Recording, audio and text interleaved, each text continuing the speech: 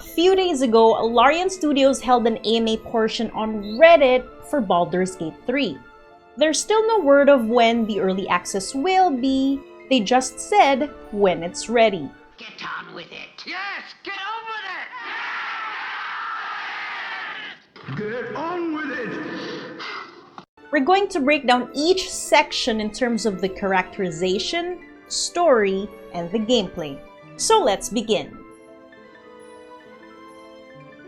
All 5th edition or 5e classes, subclasses, and paths will be included in launch, such as the Cleric, Rogue, Ranger, Warlock, or Wizard. Now, the feats or areas of expertise are also included, but it will not immediately appear in early access. Character creation includes more diversity, appearance, and overall customization-wise than any other game they've created before. Now, similar to the previous Baldur's Gate, leveling is low and is from 1 to 10. My reaction is that the level is probably a little low than what I'm used to, but some people pointed out that in Baldur's Gate 1, the base game's level is 7, and if you get the expansion, it extends up to level 10. Rolling a custom or origin character will still offer the same weight in terms of having an impact on the world and the choices you make. All characters will also be fully voice acted, including the spells they cast. The team is even recording these in Latin as we speak. Origin characters are fully fledged companions. What's even cool is, having them in your party allows you to explore their backstories. Sven, the creative director, even says, "A very practical example of how custom characters are tied to the story is the fact that the game identifies and recognizes them as Baldurians. Given the importance of the city in the game in its own way, Baldur's Gate is very much one of the game's protagonists, or antagonists depending on your perspective and how events unfold. Making it the player's home makes the place and the stakes you're fighting for feel very personal. It should be noted though that player characters from the Underdark or other places, Githyanki and Drow, for example, have their own unique experiences and backstory in the world as you'd expect. All characters with backstories are intended to be available as origin characters. You may even recruit mercenaries and customize them as you see fit. There are also plans of letting players create custom parties from character creation, but this won't be readily available in the early access yet. Your character's past tense style of expressing his or her thoughts has gone through multiple experimentation. The team chose this style because it allows the players to be closer to their characters as if they themselves are experiencing the world firsthand. It's helpful in terms of role-playing and getting to know the character's thoughts and feelings. I initially found this decision to be odd because it's like reading a book and the narrator is basically telling me the thoughts that I should be thinking. We'll see in early access if this evolves into something more that's easier to comprehend. Multi-classing will closely follow 5e, where players can continue with their current class or choose another one when they level up, so long as they meet the requirements. Multi-classing won't be immediately available in early access, but it will be added later on. Alignment carries less weight in 5e, but all characters will be defined based on their moral compass. They will also be vocal when they agree or disagree with what you just did. Your companions may even leave the party or attack you as they see fit. Anyway, you've got bad breath. Well, it's only because you don't brush my teeth. Oh, stop and let's go and have tea. Oh, all right. We'll kill him first and then have tea and biscuits. Yes. He went on to say that in terms of dialogue, there will be a lot of choices that can range from heroically good to patently evil and everything in between. Race and class also play parts on the moral compass of any character.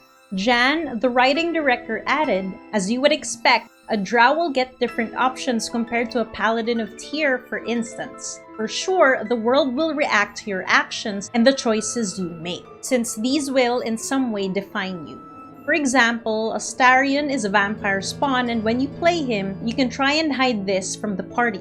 But if they find out because, well, you might try to bite them as they sleep, They will obviously be shocked, and unless you manage to handle the situation with the necessary tact and diplomacy, you may just find you're left behind companionless. Without spoiling anything, there will be a link between the three Baldur's Gate. Now, this necessarily won't seem apparent at the start, but it will start to unfold as you further progress in the game. Each character will have their own significance, but it will largely depend on the character's choices or how he or she interacts with the world. On then.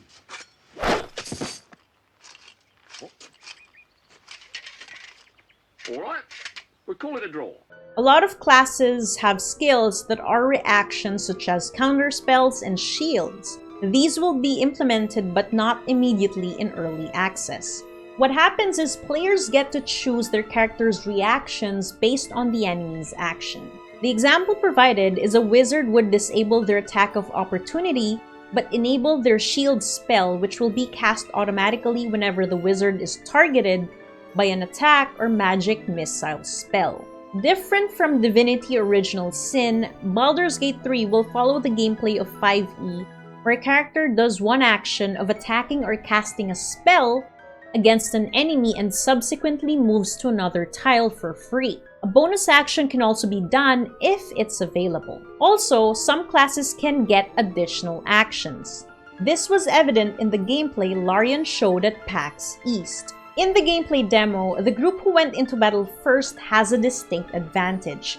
Sven clarified that group cooperation over individual play is more encouraged in early access, so the highest initiative roll outcome will be taken into account. The reason behind this is due to how each member of the party is able to influence the party's excellence as a whole. Moreover, this enables players to see the enemy character with top initiative in the hopes of neutralizing them first.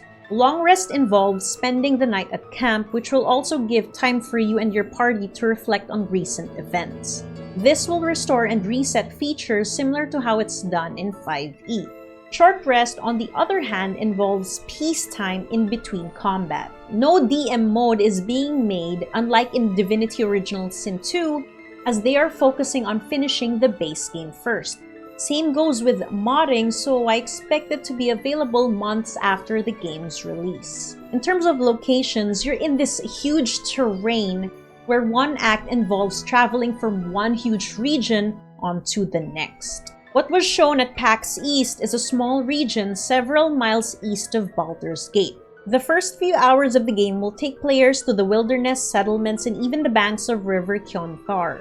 There will be more open regions prior to reaching Baldur's Gate. In terms of loot or treasure, these will not drop with magical bonuses as frequently as in Divinity Original Sin, but they still intend for the hunt to be exciting and tailor-fit to the character's experience. Out of everything that's been said, this last section is what I'm most curious about. It's basically the difference between Baldur's Gate and Divinity. The gameplay demo clearly showed that it looked like a sequel to Divinity Original Sin 2, since the world, characters, and theme are too clean and tame, contrary to the grimy and dark Baldur's Gate. Having that same Divinity Original Sin 2 charm and humor are fine, as long as it is being tempered with serious and dark tones. With this concern, Sven said, the level of immersion, from the narrative to the depth of the characters and mechanics, we've never made a game before that brings you closer to its characters and offers more tools to the players to define the story the way you can in Baldur's Gate 3. This is really core, and the new version of our engine has allowed us to make huge leaps in every area of development. Not to mention, it's also using an entirely different rule set in an entirely different setting, of course, and it's a lot darker. You can do some really terrible things. What aspects of the game are you most looking forward to?